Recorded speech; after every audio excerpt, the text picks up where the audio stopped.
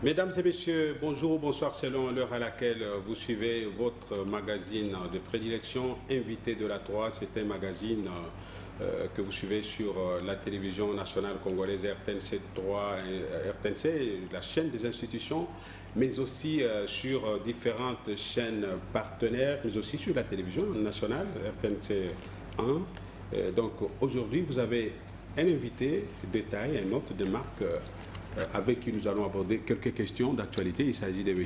Hubert Tetika, qui se trouve être secrétaire général du parti dénommé PDG. C'est un parti de l'Union sacrée dont l'autorité morale est le ministre Modeste Mutinga Mutushai, qui est ministre des Affaires sociales et actions humanitaires. Il est également directeur de cabinet de ce ministre, donc le ministre Mutinga Mutushai. Il faut rappeler également que M. Hubert Tetika est un député national honoraire, vraiment parmi les mieux informés de l'évolution de l'histoire congolaise d'il y a 2 décennies. Avec lui, nous allons le découvrir sur ce plateau à travers des questions d'actualité.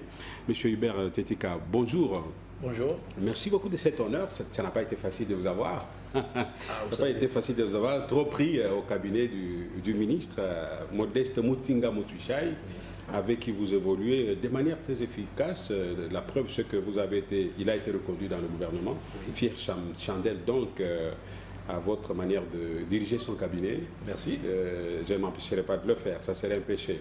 Alors, on va démarrer cette émission quand même par l'actualité, parce que le thème de l'émission, comme on le voit au bas de l'écran, c'est le regard du PDG, votre parti, sur les enjeux actuels de l'heure en République démocratique du Congo. Alors, est-ce que vous pouvez d'abord sémantiquement réduire les limites de la sous-information du public quand on parle du PDG? Qu'est-ce que ça veut dire? PDG veut dire Parti des démocrates pour la bonne gouvernance. Parti des démocrates pour la bonne gouvernance. Vous en êtes secrétaire général. Oui. Voilà. Donc, en tant qu'acteur politique, nous recevons pour vous exprimer sur certaines questions. La première, la plus récente en termes d'actualité, c'est la situation à l'est du pays. On s'attendait, ce jour où nous tournons cette émission, à la tenue de la réunion des ministres de la Défense de l'EAC, la force régionale qui opère en République démocratique du Congo dans la partie orientale en proie à l'insécurité. Aux dernières nouvelles, il revient que la réunion aurait été reportée. Que vous indiquent vos sources par rapport au mobile de ce report? Bon, le mobile, je ne le connais pas encore, mais je peux l'imaginer. Hein? On peut s'imaginer, mais on ne connaît pas encore. Bon, sauf erreur de notre part, en tout cas c'est ça. Il semblerait qu'on aurait annulé cette réunion des ministres de la Défense de l'EAC. Ce qui augure un mauvais présage, ça c'est clair.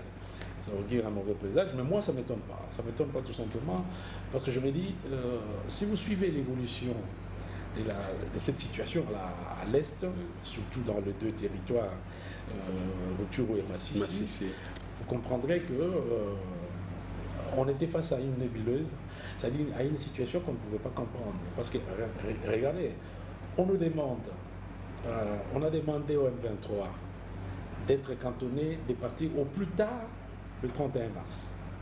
Aujourd'hui, nous sommes les 19, hein, je pense. Exactement. Nous sommes les 19 avril. Donc, 19 jours après, le M23 n'a pas quitté ou a fait semblant de quitter à certains endroits, mais qui occupe ces endroits? Ce sont les militaires de l'EAC. C'est-à-dire que le Congo n'a pas encore retrouvé sa souveraineté sur ces territoires-là. Ce qui est quand même un peu incompréhensible. C'est une première au monde. C'est-à-dire, vous avez des envahisseurs, des gens qui sont venus, ils ont évacué les terrains, mais en quelque sorte, on empêche à l'État souverain, à l'État propriétaire du lieu, d'occuper les terrains. Donc ça veut dire quoi? Ça veut dire qu'il y a quelque chose qui ne dit pas son nom. Et alors de là à voir qu'on commence à reporter des réunions comme ça, c'est-à-dire il y a lieu de se poser des questions. Mais il faut comprendre que le chef de l'État, c'est comme si le chef de l'État les a pris des coups. Les a pris des coups quand il a annoncé clairement, il a donné la position du Congo, que nous soutenons nous au niveau du PDG, que nous ne négocierons jamais avec ces rebelles. Parce qu'il y a lieu de se poser beaucoup de questions. Mais quel est le mobile de cette guerre? Que réclame le M23 au juste?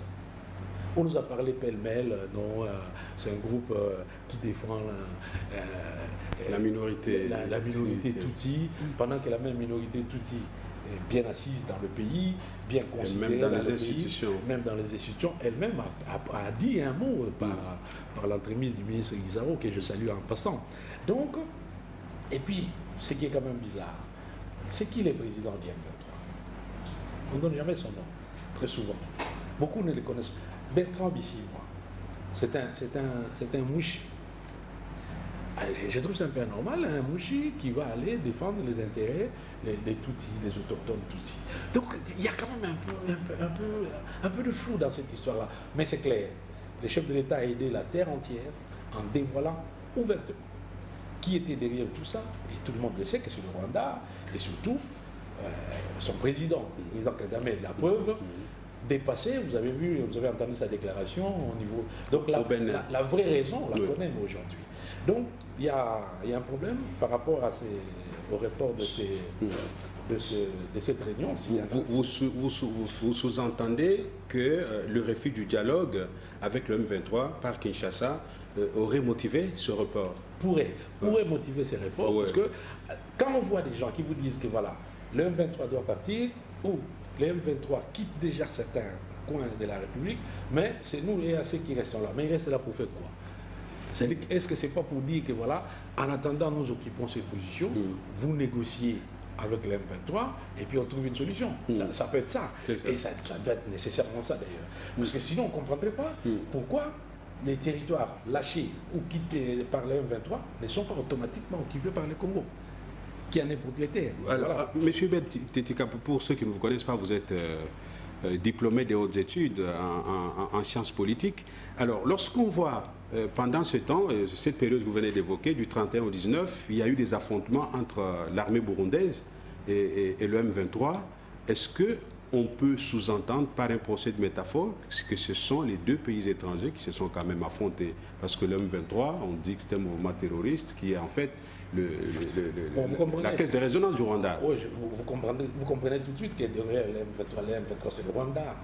Donc c'était deux armées en fait. Le M23 et le Burundi, le Rwanda et le Burundi, on connaît la situation qui se passe entre eux. Donc s'il y a dans ces troupes de l'EAC qui sont vraiment, s'il y en a qui sont vraiment pour que le Congo retrouve sa souveraineté, je pense que c'est le Burundi. Donc on comprend pourquoi le Burundi pouvait être allé jusqu'à l'affrontement avec le M23. Mais les autres, c'est statu quo. Ils sont là, ils attendent, ils disent rien. Donc voilà, c'est ça qu'il faut comprendre. Mais nous espérons. Mais de toute façon, nous autres, nous encourageons le chef de l'État à maintenir sa position. Nous sommes chez nous, quoi qu'il arrive, quoi qu'il arrive. D'ailleurs, il y a le professeur Ndayoel qui a dit, un historien de talent que je salue en passant, qui a dit clairement que non, c'était plutôt au Congo d'aller récupérer certaines terres au Rwanda et non l'inverse. Il a devant un parterre des Occidentaux et tout, il a donné des preuves et tout. Bon, peu importe, nous on n'a pas besoin d'aller chercher les terres là-bas, on en a déjà assez qu'on n'utilise pas. Donc, mais on ne sait pas. En termes, vous répondez à Kagame qui a prétendu qu'une partie du Rwanda aurait été cédée au Congo. Mais c'est ça, mais la vraie raison de toute cette guerre, c'est ça, parce qu'en fin de compte, quand il s'est vu coincé, finalement, il était obligé de se dévoiler. Donc, il a dit ce qu'il pensait. Il dit non, l'histoire du M23, c'est une histoire de 2012. Vous voyez, c'est ce qu'il dit. Comme pour dire que cette guerre-là du M23, c'est pas une guerre. On reproche quoi à Tshisekedi? C'est pas sa guerre à lui. C'est une guerre du FCC. J'entends les gens du FCC parler ici. En 2012, est-ce que vous savez, le professeur Kalele est passé plusieurs fois à la télé pour reprocher quelque chose d'anormal qu'il y a eu dans les accords qui ont été signés en 2012. Vous savez ce que c'est? En 2012, on a signé, nous, ici au Congo, que les services de renseignement rwandais pourraient aller dans n'importe quel coin du Congo pour garantir et prévenir la sécurité du Rwanda. Ça veut dire quoi? Moi, je suis de Kasongo, dans le Congo ici. C'est-à-dire, un membre du renseignement rwandais pourrait venir jusqu'à Kasongo, tout simplement pour prévenir la sécurité du Rwanda. À partir du Congo? À partir du Congo. Ben oui, le professeur Kalel a fait le tour des télévisions pour des chaînes pour dénoncer ça. Ça a été signé en 2012 ici. Donc aujourd'hui, cette guerre-là, mais que les gens aient le culot d'accepter ce qu'ils ont fait. Ce n'est pas une guerre de Tshisekedi. Tshisekedi est en train de résoudre, de chercher à résoudre, à terminer définitivement alors. Définitivement, parce qu'il a dit d'ailleurs. Il dit on négociera pas avec ces rebelles parce que nous savons comment ça finit. Ils viennent comme ça, vous négociez, ils entrent dans le service des renseignements. C'est ce que les chefs de l'État disent. Et ça fait l'infiltration. Et ça fait l'infiltration. Et puis après, ils reprennent encore un jour. Donc voilà, lui veut terminer cette guerre définitivement. Et il faut que le Congolais le sache. Cette guerre, ce n'est pas une guerre de Tshisekedi, c'est une guerre qui date du FCC. Les amis qui sont là en face, qui m'entendent là, vos opposants, doivent avoir le courage de terminer et d'accepter qu'on termine ce qu'ils ont fait dans le calme, c'est la joie douce, voilà, c'est ça le problème. Tout à fait. Alors, on vous a vu comme parti sociétaire de l'Union Sacrée signer la charte de cette plateforme, qui est devenue une plateforme électorale pour soutenir la candidature du président de la République à la présidentielle. Quels sont les enjeux, selon vous, de cet engagement politique que vous avez pris devant toutes les caméras du monde? Cet engagement n'était qu'une confirmation de notre position, de notre appartenance à cette grande famille qui est l'Union Sacrée, et surtout à cette vision du chef de l'État. Parce que nous pensons qu'il faut être réaliste. Nous avions participé à beaucoup de gouvernements, à beaucoup de regroupements politiques. Moi, aujourd'hui, qu'on se les dise. Vous êtes même les transfuges d'ensemble. Voilà, nous étions même ensemble. On va en parler. Ouais. Donc, il faut qu'on se les dise clairement. Sincèrement. Quand on voit comment agit le président actuel, comment il se bat, dans quelles conditions il est entré au pouvoir. Il y a eu d'abord l'alliance, la fameuse alliance que vous connaissez, FCC Cash. Après, il y a eu au même moment le Covid. Après, aujourd'hui, la guerre en Ukraine. Donc, il a géré des situations difficiles. Quelqu'un qui entre dans des conditions totalement difficiles comme ça, mais qui arrive en 4 ans de pouvoir, qui arrive aujourd'hui à augmenter par exemple, je prends seulement la réserve d'échange, qu'il a trouvé à 800 millions, qu'il a ramené aujourd'hui à plus de 4 milliards 600 millions. Quelqu'un qui, malgré la guerre, tout ce qu'il réalise. Moi, j'ai voté, j'étais député, j'ai 10 ans de mandat de député. J'ai voté beaucoup de budget. Il y a un chantre de la macroéconomie que vous connaissez, dont je ne citerai pas le nom, qui nous chantait toujours la macroéconomie ici, mais qui nous amenait un budget de 7 milliards au Parlement, mais en termes de réalisation, c'était toujours 3 milliards. Vous comprenez, vous vous rappelez? Et il n'y a pas longtemps, on a vécu ça dans ces pays. Mais voilà quelqu'un qui vient, qui, dans des conditions aussi difficiles, parvient à faire augmenter le budget. Et c'était, depuis le mois d'octobre, on avait déjà réalisé, en 2022, on avait déjà réalisé les chiffres qu'on avait promis. Donc, n'eût été cette guerre. On est à combien à ce jour? 16 milliards? On va aller à 16 milliards. On va aller à 16 milliards? On va aller à 16 milliards. Oui. Mais il faudra que les Congolais le sachent. Dans la situation qui est la nôtre, dans une situation de guerre, il ne faut pas s'attendre à voir les effets de ces 16 milliards tout de suite. Parce qu'une bonne partie... Là, vous voulez justifier la hausse des prix des biens de première nécessité, y a plusieurs raisons. Le social, la situation du panier de la ménagère. Il y a plusieurs raisons à ça. Oui. Il y a plusieurs raisons. D'abord, l'environnement économique international. Vous connaissez qu'elle est difficile pour tout le monde aujourd'hui. On a connu des pays qui n'ont jamais connu de récession, aujourd'hui qui connaissent la récession. Vous voyez, quand vous voyez tous ces présidents occidentaux faire des navettes un peu partout, c'est parce qu'ils ne savent pas quoi, ou donner de la tête. Donc, il y a des raisons exogènes et des raisons endogènes. Exogènes, ça pèse sur tout le monde. Exogène et endogène, c'est au niveau de l'intérieur. Non seulement qu'on nous laisse gérer le peu que nous produisons, maintenant, parce que maintenant on produit. L'État produit maintenant, actuellement. On voit ça clairement. Donc on sent que l'État est dirigé. Et il est vraiment dirigé, cet État aujourd'hui. Qu'est-ce qu'on produit? Le cuivre, le coton, non. Le manioc, le maïs? Quand je dis produire, c'est-à-dire que nous créons, l'État crée des richesses. C'est pour ça que l'État arrive à avoir ses budgets. Mais malheureusement, pour nous empêcher de faire bien les choses, pour empêcher d'assurer le bien-être du Congolais, le social du Congolais, on nous maintient dans une guerre qui nous bouffe de l'argent. Ça prend à peu près 60 à 70% de l'argent. Mais mettez-vous à la place de ces présidents qui, à la fois, doit faire cette guerre. Parce que s'il ne la fait pas, s'il ne maintient pas, on va dire voilà, il est faible, le pays, ceci. Mais de l'autre côté, qui doit aussi tenir compte du panier de la ménagère. Donc on voit dans quelle situation il travaille. Mais moi, je pense aujourd'hui, en toute honnêteté, un président comme celui-là, il ne faut rien qu'un deuxième mandat. Au moins là, il aura les mains libres C'est-à-dire qu'il aura la plénitude du pouvoir, il ne va pas négocier quoi que ce soit, ce n'est pas un accord, c'est sur quoi, avec qui que ce soit, il aura une majorité claire que nous allons lui donner à l'Assemblée nationale, ça c'est clair. Donc, au moins... Ah, vous prophétisez déjà? Oui, ça c'est clair, ça va se passer, ne vous en faites pas. Les Congolais ont compris, ils ont compris qu'il est... C'est un fils maison, il faut bien le comprendre. Donc celui-là, nous allons lui donner une majorité et il lui faut un deuxième mandat pour qu'il redresse les choses. Entre-temps, on aura terminé cette guerre qui pourra nous permettre de nous occuper sérieusement du social du Congolais. Tout à fait. On a annoncé dans quelques heures, sinon dans quelques jours, la fin des opérations d'enrôlement des électeurs dans la partie orientale du pays. Croyez-vous, au niveau de votre parti, à la tenue des élections dans le délai?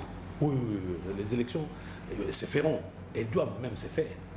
J'ai dit c'est un devoir. Il faudra que ça se fasse. Il n'y aura pas de glissement? Non. Vous savez, les glissements, vous savez, le problème c'est quoi? Quel est le vrai problème dans ces pays?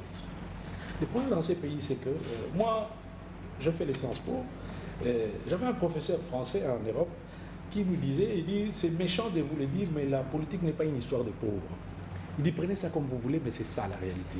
Si vous n'avez pas d'argent, ne faites pas de la politique. Il vous disait ça. Et petit à petit, j'ai vu, je sens. Le problème, c'est quoi? C'est que ici, chez nous, 80% de ceux qui font de la politique sont des pauvres. Ce sont des pauvres. Vous voyez, ils cherchent à s'enrichir. Vous voyez ailleurs, les gens comme Trump, il vient, il est déjà milliardaire, il vient en politique. Vous pensez qu'il vient chercher l'argent? Non. C'est un honneur, il veut rendre service à son État. Mais c'est l'inverse dans nos pays. Nous allons en politique chercher l'argent. Vous comprenez? 80% de ceux qui font la politique sont des pauvres. C'est en politique qu'ils vont chercher l'argent. Maintenant, le problème, c'est quoi? Ceux qui ne sont pas au pouvoir, en ce moment-là, n'acceptent jamais d'aller aux élections parce qu'ils se disent on n'a pas d'argent, on va aller comment? Et pour eux, il faut trouver l'argent à l'État, chez l'État. Vous comprenez? Alors, on crée toutes les manœuvres, on commence à dire d'abord, non, c'est mal organisé, la CENI est mal organisée. J'entends même certains qui osent, certains qui nous ont fait sortir, nous, qui me voient bien, je regarde bien la caméra, certains qui nous ont demandé de sortir de la salle au Palais du Peuple, quand on a fait la loi électorale de 2018, certains viennent aujourd'hui ont le culot de dire que non, il faut refaire la CENI, il faut refaire la Cour constitutionnelle. Alors qu'eux nous ont chassés pour ça, parce que nous avions déclaré tout simplement qu'on voyait un peu l'histoire des seuils, qu'on regardait un peu la caution. Non, ils nous ont chassés de la salle. Vous, c'est qui? Vous, c'est... Nous qui étions à l'époque dans l'opposition, c'est-à-dire nous étions ensemble pour la République, pour le changement à l'époque. Exact. Vous comprenez? Nos amis là du FCC qui parlent, ils nous ont chassés de la salle. J'ai des amis qui me disaient non, Hubert Bobima, c'était comme ça. Mais eux aujourd'hui, ils réclament qu'on change la CENI. Mais c'est aussi une revendication de Moïse Katumbi, avec tout son bloc qui se constitue comme opposition, Katumbi, Fayoulou, Sessanga, Matata et bien d'autres. C'est une revendication, pas seulement du FCC, mais aussi de vos anciens alliés d'hier. Mais aujourd'hui, il y a eu ces balles de sorciers que vous avez vu à Lubumbashi, où tout le monde s'est réuni là. C'est clair, hein? C'est clair. Aujourd'hui, ils forment un groupe. Quand on parle des balles de sorciers, vous savez, les sorciers, quand ils veulent jouer un coup, c'est-à-dire ils se mettent ensemble, hein? C'est du côté du papa, c'est du côté de la maman, ils disent, bon, même s'ils ne s'entendaient pas, ils disent, bon, pour le besoin de la cause, entendons-nous. Donc, pour empêcher qu'il y ait élection, ils s'entendent. Quand j'ai dit empêcher qu'il y ait élection, cher ami, nous ne pouvons pas avoir dans un État 1000 présidents de CENI.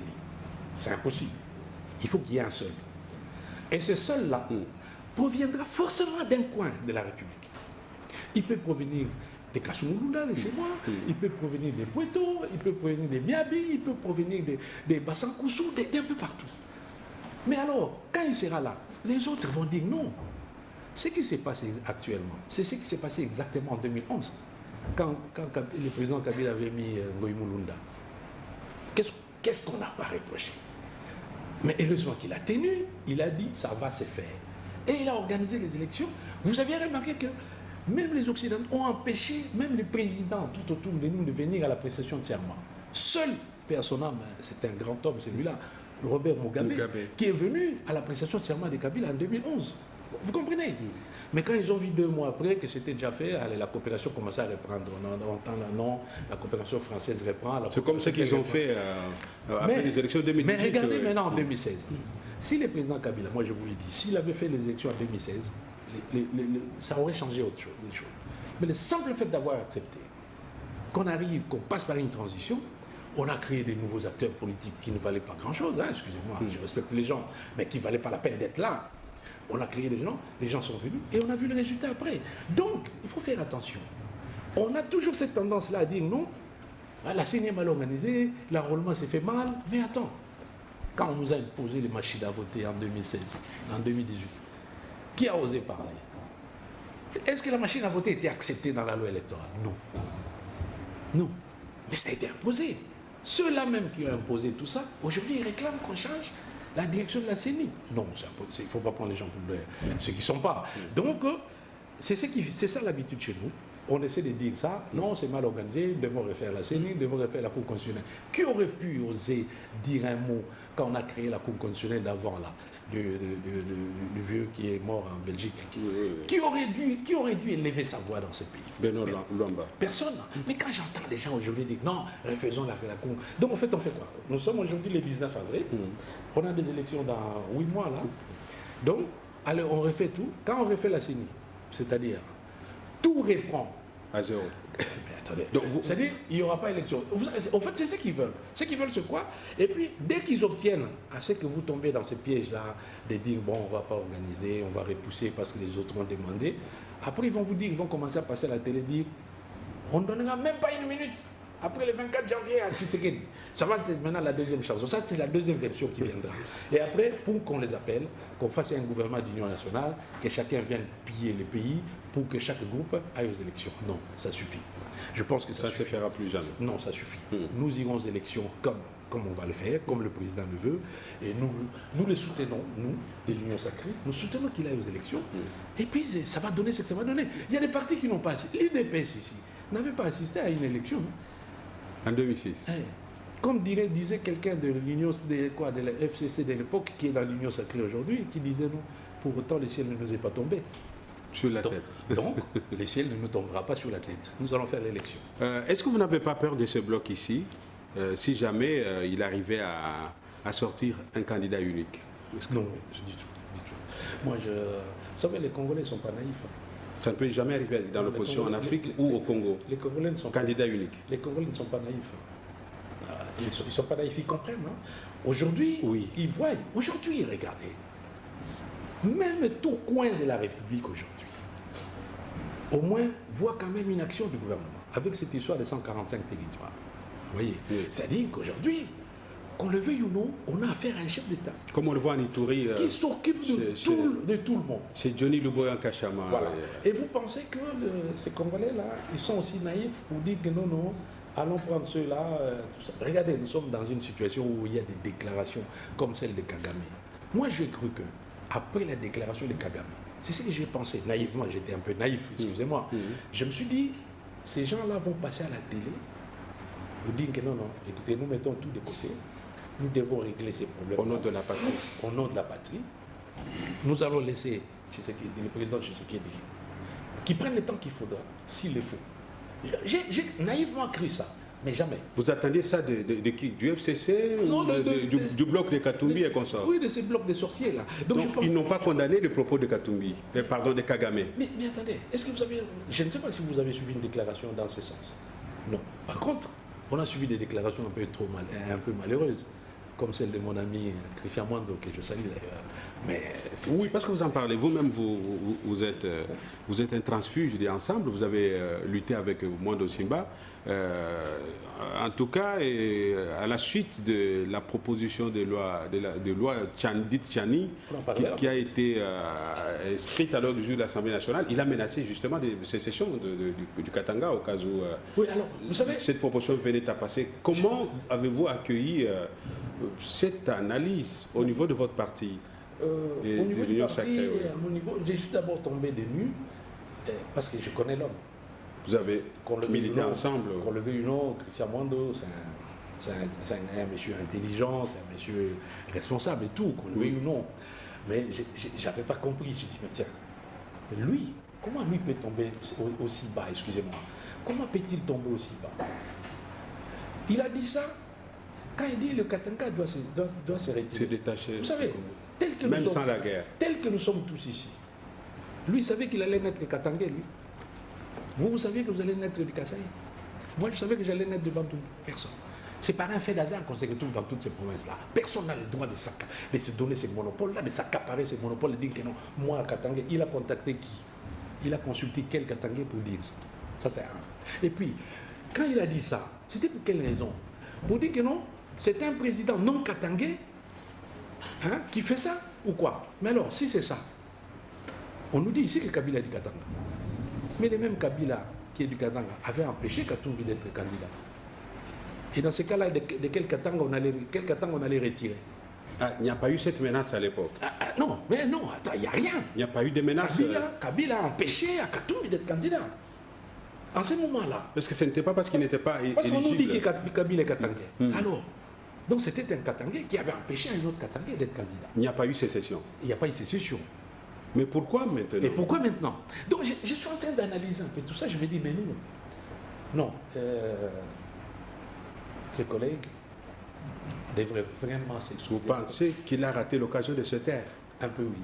Il doit vraiment présenter des excuses. Ça ne se fait pas, ça ne se dit pas. Dans un État, ça ne se dit pas. Il ne faut pas ramener les choses. Il vit en toute liberté, au-delà de sa déclaration de guerre, entre guillemets, ou qui transgresse un peu certaines dispositions de la Constitution, mais il vit en paix, en toute liberté. Ça veut dire que... Vous savez, qui ne le sait pas? Le président Félix Tshisekedi, rien qu'à Vous voulez dire que c'est la démocratie ou la peur de perdre le Katanga? Rien qu'à le voyant comme ça, si vous voyez le président Tshisekedi, vous sentez que c'est un monsieur bien éduqué déjà, c'est quelqu'un qui comprend les choses. C'est un fin démocrate, ce monsieur. Parce que, franchement, quelqu'un aurait fait une telle déclaration à l'époque. Je ne sais pas où est-ce qu'il allait finir. Vous comprenez bien. Mais lui laisse les gens s'exprimer. Mais il y a des choses qu'on ne dit pas. Parce que ce n'est pas être trop bon quand même par rapport à cette situation. Le Congo a la vocation d'être un pays indivisible. Voilà. Un peu oui. C'est-à-dire que c'est pas être trop bon ça. Un peu en quelque sorte, mais bon. Ou c'est pas lui qui devait agir, lui. C'est l'exécutif national. Peut-être c'est le pouvoir judiciaire qui devait se saisir du dossier. C'est pas le vœu, mais en fait c'est une analyse que beaucoup font. Je sais pas. Bon, vous savez. Quelle suite sera réservée à ça? Ça, je ne peux rien dire. Mais je dis seulement que c'est des choses qu'il ne fallait pas dire. Ce sont des choses qui ne se disent pas dans un État. Et ce n'est pas normal. C'est pas normal. Et pourquoi on doit ramener les débats de tout un État à un individu? C'est pas normal. Je reviens un peu à ces blocs-là d'opposants. De tous ces 4 ou 5-là, lequel vous fait vraiment peur? Qui fait peur entre... Personne. Ce sont des hommes politiques respectables. Mais bon, face à Tshisekedi, je ne crois pas. Je ne crois pas. Vu ce qu'il a fait en 4 ans, je sais que les Congolais seront reconnaissants. Très sommairement, qu'est-ce que vous pouvez évoquer en 4 ans? Le fait qu'il ait ordonné qu'il y ait une journée fériée à l'intention, enfin en mémoire de Simon Kimbangu, qu'il ait fait venir le pape ici, qu'il ait fait venir le roi de Belge ici, qu'il ait ramené la relique de Lumumba. Vous savez, bizarrement... Ce sont là les arguments qui plaident en faveur de votre thèse. Ou ça, comment? Attendez, bizarrement, non, j'ai dit ici dans quelles conditions il est entre pouvoir. J'ai donné des conditions exogènes qui étaient difficiles à l'économie et des conditions endogènes avec cette histoire de guerre et tout.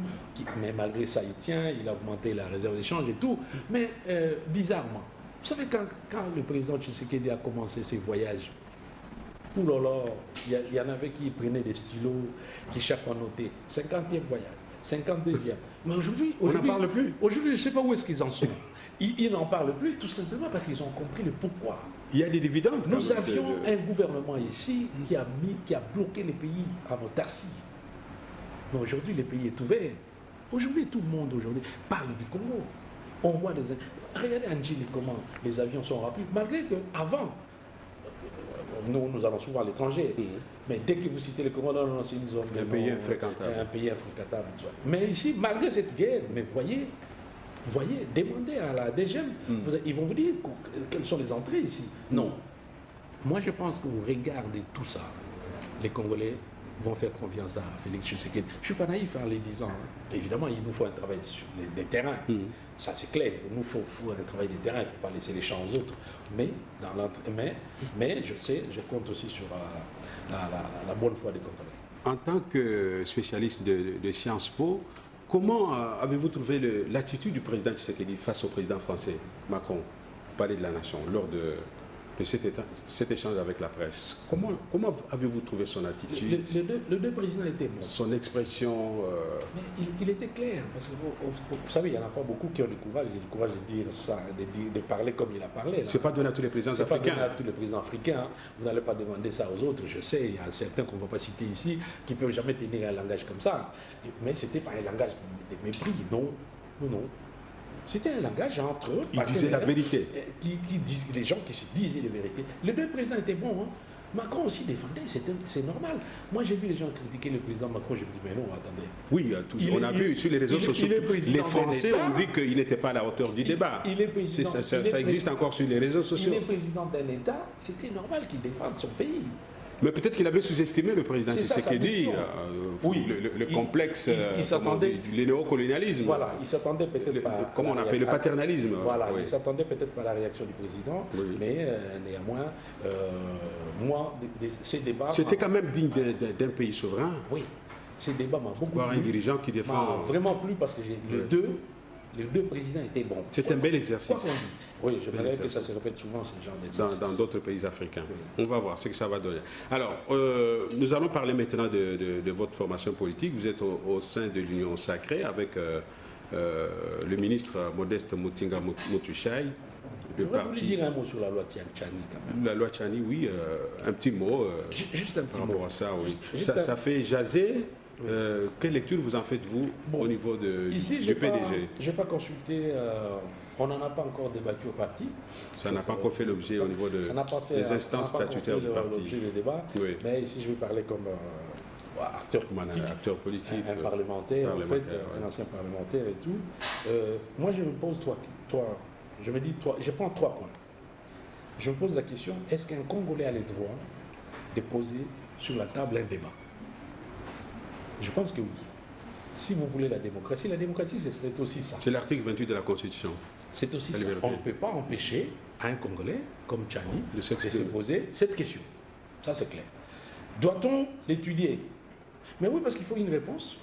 C'est-à-dire qu'il faut soit l'adopter, soit la rejeter, cette loi. Oui. Donc c'est un droit. Ça c'est un. 2. Est-ce qu'il y a opportunité? Qu'est-ce qui pousse les Congolais à en arriver là? Maintenant, je prends ce qui se passe autour de nous. Autour de nous, ça veut dire dans le monde.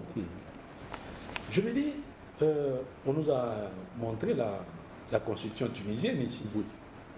Moi, je me dis, mais... Il faut être de père et de mère tunisiens. Non, là-bas, des pères et des mères, des grands-pères et des grands-mères. Oui.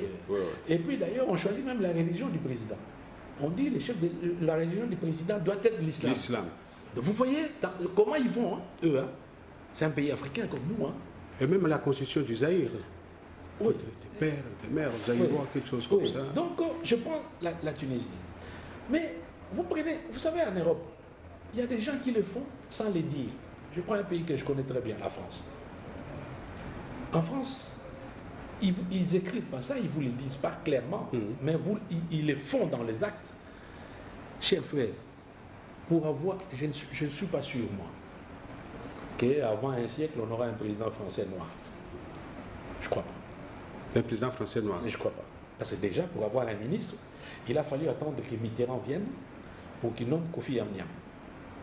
Et puis il y a eu Sarkozy qui est venu nommer Ramayad. Et puis actuellement, lui, Macron, qui a nommé un ministre de l'Éducation, qui est noir, mais dont on a vu la réaction des autres. Des Français. Pourtant, un grand scientifique qu'on a mis à l'éducation là-bas chez eux.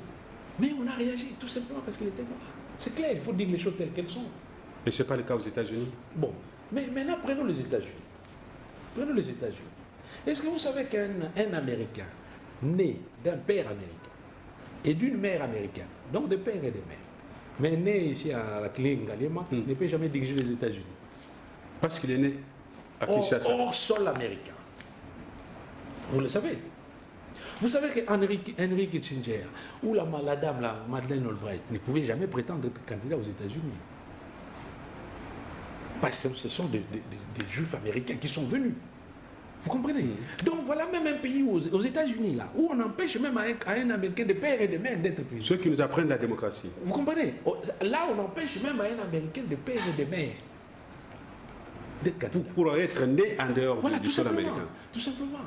Donc, ça veut dire... En d'autres termes, vous soutenez la proposition de loi Tchani ou vous donnez des arguments qui militent en faveur de l'initiative. Je suis en train d'étudier tout. Oui, oui. Donc je me dis, les Congolais, avec ce qu'ils ont vécu, savez-vous que nous sommes le seul État au monde qui a connu un chef d'état-major de l'armée qui a été chef d'état-major dans 2 pays différents. James Kabarebe. Il n'a pas été, c'est pas comme les Allemands quand ils ont occupé la Belgique ou la France. Parce que là, ils mettaient un chef d'état-major, par exemple, à Paris, un chef d'état-major allemand à Paris, mais chef d'état-major d'une armée d'occupation. Mais non, ici, ce n'est pas le cas. James Kabarebe était chef d'état-major ici, avec un passeport diplomatique congolais, avec tout congolais. Il rentre au Rwanda, chef d'état-major rwandais, avec un passeport rwandais, tout. Il est entré dans le Guinness des records. On doit le faire entrer dans le Guinness des records. Parce que c'est la seule personne au monde qui a fait ça.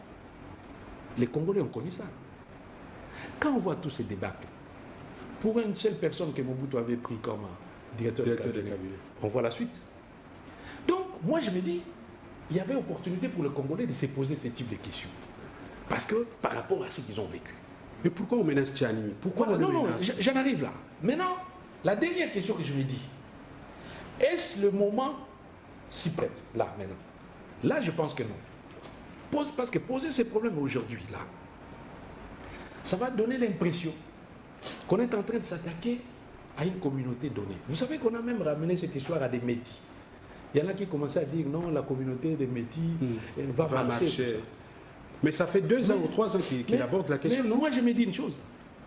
Quand vous prenez un Congolais, né d'un père congolais et d'une mère congolaise et d'un père sénégalais, ce n'est pas un métis, hein, à ce que je sache.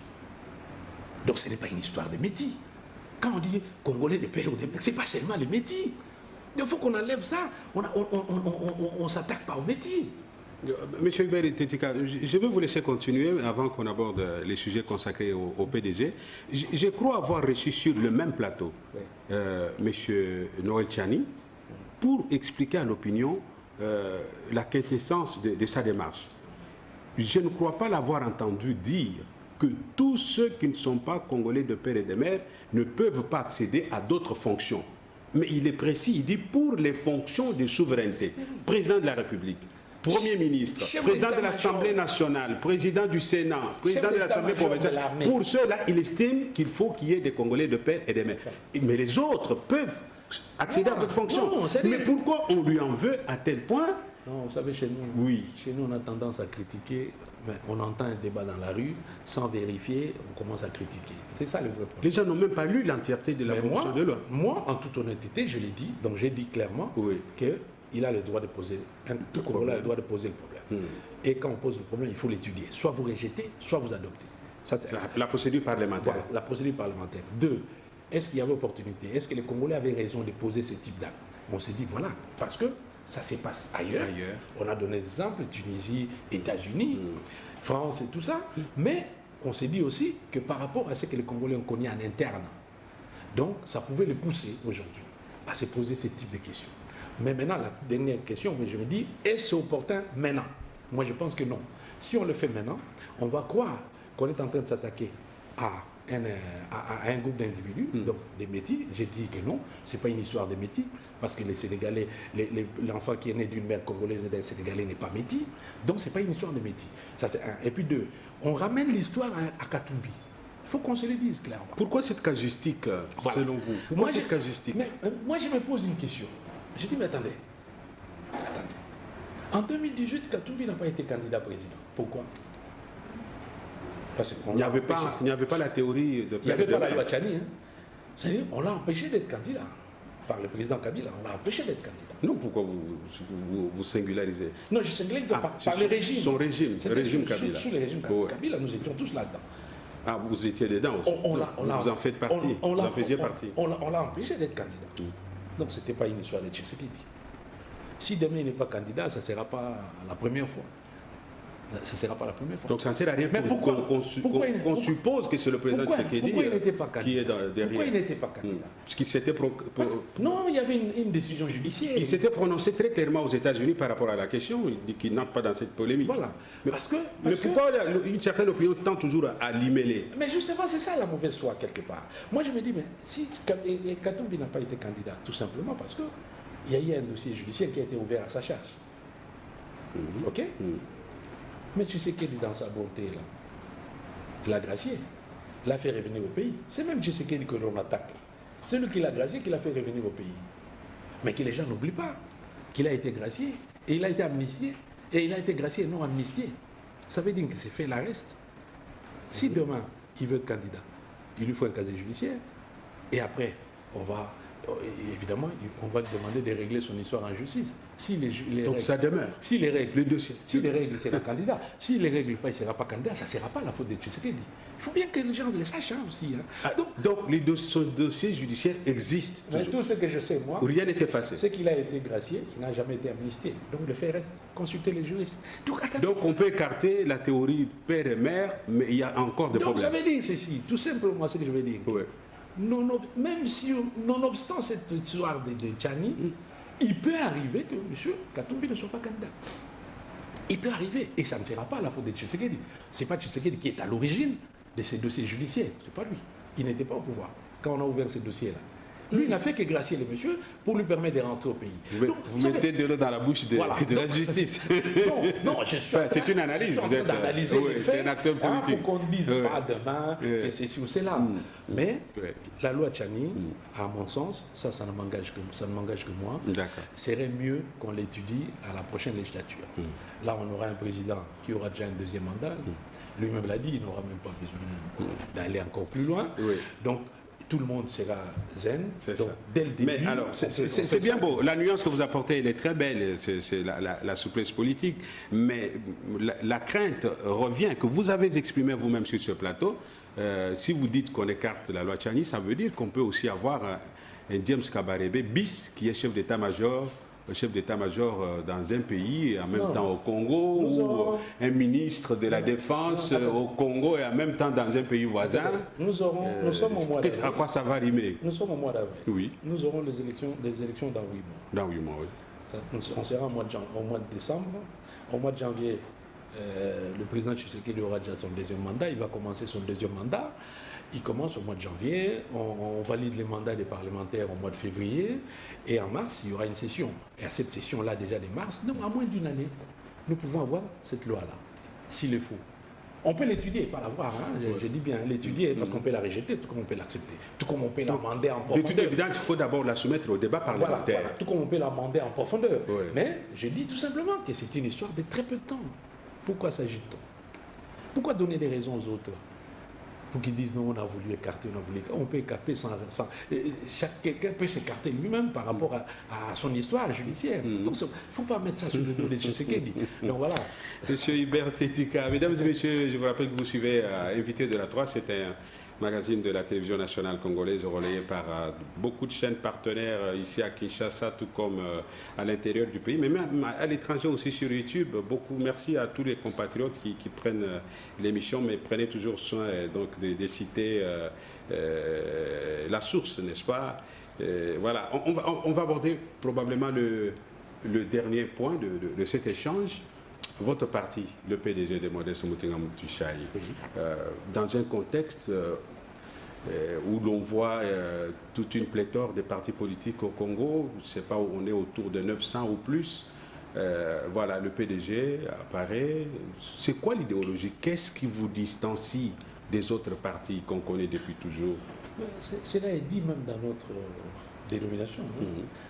On dit Parti des démocrates pour la bonne gouvernance. Donc, là-dedans, on a besoin des démocrates, des gens qui sont profondément démocrates, comme moi, des gens qui acceptent la démocratie. Donc, qui n'acceptent la démocratie à moitié. C'est-à-dire, la démocratie, c'est accepter aussi que quelqu'un pose un problème comme la loi Tchani. Voilà, on a besoin de démocrates. Donc, et pour la bonne gouvernance, elle est claire, ça se comprend. C'est-à-dire qui appuie un peu ce qui a commencé, par exemple, à faire le président Tshisekedi avec l'IGF, par exemple. Quoi qu'on dise, on peut beau critiquer l'IGF, on peut dire tout ce que l'on veut, mais cette institution a fait un grand travail dans ce pays. Mais je me rappelle que pendant 18 ans, on n'a jamais arrêté quelqu'un dans les régimes passés pour malversation financière, comme si personne n'a jamais touché à l'argent de l'État dans le régime passé. il faut quand même analyser tout ça. Donc voilà, nous prenons la bonne gouvernance. Et voilà, c'est tout simplement. Et puis, notre devise est bien tout ça, la prospérité partagée. Il faut partager la prospérité. Que ce ne soit pas l'affaire d'un groupe de Gombe, ou d'Embiza à l'époque. Alors, est-ce que le parti est à ce jour installé sur l'ensemble du pays? Est-ce que vous allez compétir pour les prochaines élections? Ça sera l'avant-dernière question, parce qu'on me fait signe que nous tendons vers la fin. D'accord, nous sommes dans 13 provinces. 13 provinces sur 26. C'est déjà ça. Et nous allons crescendo, petit à petit on va monter. On ne veut pas se disperser pour ne pas chercher à faire de la visibilité inutilement. Il faut être visible.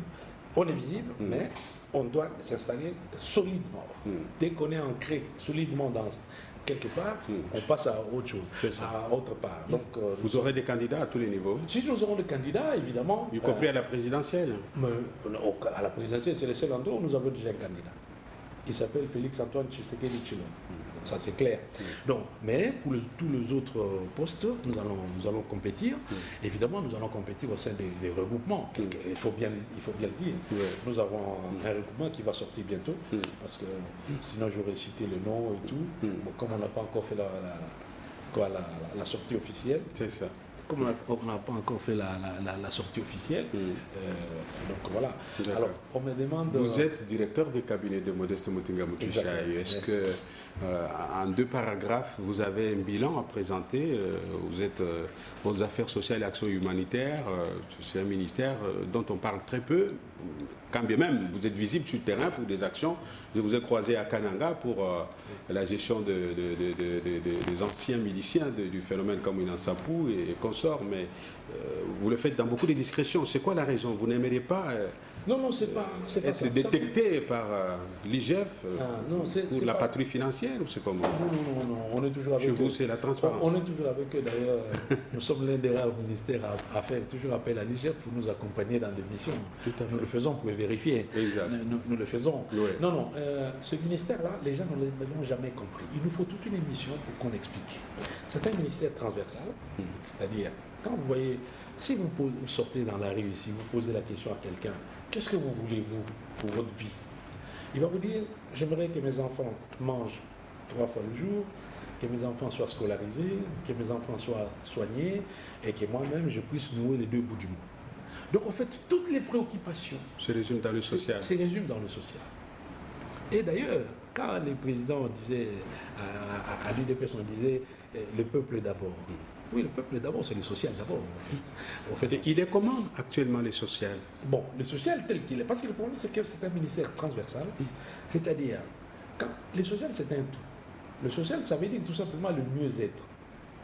Le mieux-être des individus. Il faut assurer ce mieux-être. Alors, assurer le mieux-être des individus, il faut l'assurer sur beaucoup de plans.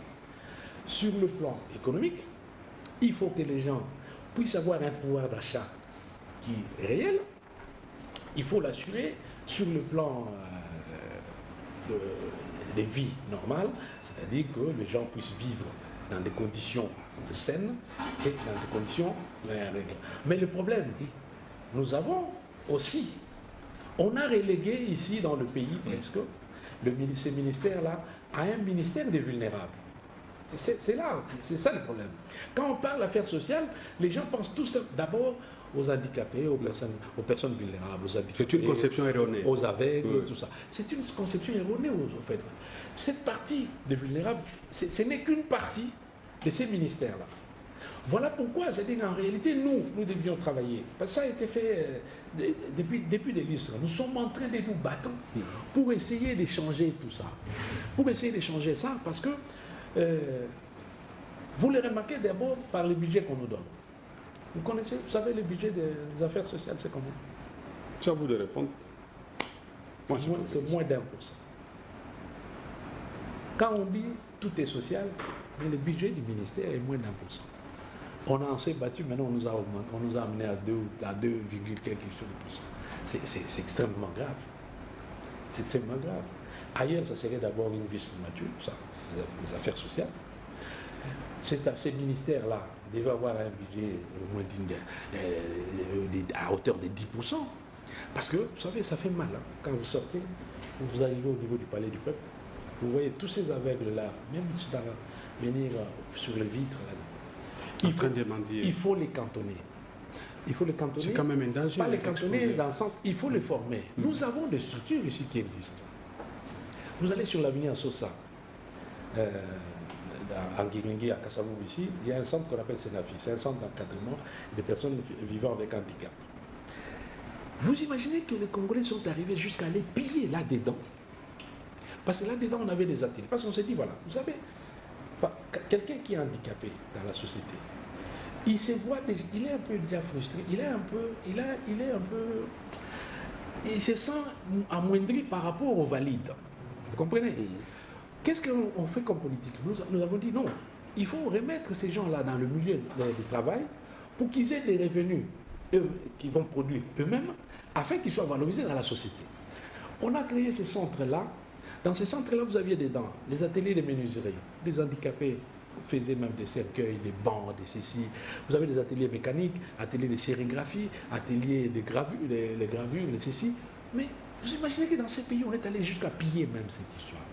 Nous nous sommes battus ici, dans le cadre de la coopération, pour qu'on essaie de nous remettre ces histoires-là en quoi. Comme ça, afin que nous puissions récupérer tous ces gens qui traînaillent à gauche, à droite, pour qu'ils soient formés, qu'on leur apprenne un métier. Parce que le vrai problème, c'est celui-là. Quand quelqu'un n'a pas étudié, est-ce que vous savez que nous assurons ce qu'on appelle l'enseignement non formel? Nous faisons de l'enseignement non formel parce qu'on tient compte seulement de ceux qui vont à l'école, mais on ne tient pas compte de ceux qui n'ont jamais été à l'école, qu'il faut alphabétiser, à qui il faut donner la chance de s'insérer dans la société. On va y revenir. Donc, je pense qu'il nous faut une émission consacrée à ça. On prend l'engagement quand même d'organiser des choses comme ça. On prend l'engagement, on ne parlera que ça. On ne parlera pas de l'histoire politique là, que ça. Merci beaucoup. On saura donner alors, en un mot aussi, vous êtes demandé de vous adresser à votre base électorale de Camp Lucas. Vous pouvez regarder la caméra et puis dans la langue de votre choix, en un mot, voilà. Bon, profitez du plateau, quoi. Hein? Sans faire de la campagne électorale. Non, je ne fais pas. On vous a vu là vraiment drainer des masses au Camp Lucas. Oui, je vais juste peut-être saluer les miens.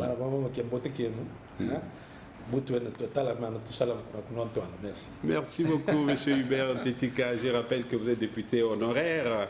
Et vous avez quand même été acteur durant les 20 dernières années donc, de la politique congolaise. Vous êtes bien entendu secrétaire général du PDG, c'est le parti cher à Modeste Mutinga Mutoucha, et vous êtes au sein de l'Union Sacrée. Merci d'avoir répondu à l'ensemble des préoccupations qui ont été celles de nos téléspectateurs, notamment sur la situation de l'Est, sur bien entendu l'Union Sacrée, les élections qui arrivent et l'action du président de la République que vous avez salué avec des arguments à l'appui. Merci d'avoir accepté notre rendez-vous. Nous prenons un nouveau rendez-vous pour parler essentiellement du ministère des Affaires sociales et de l'action humanitaire. Mesdames et messieurs, si vous avez aimé cette émission, merci d'avoir été des millions. Et faites confiance à la télévision qui vous fait parvenir cette émission. Et la meilleure façon de nous soutenir, c'est d'y apporter vos publicités. D'ici là, portez-vous très bien. Au revoir.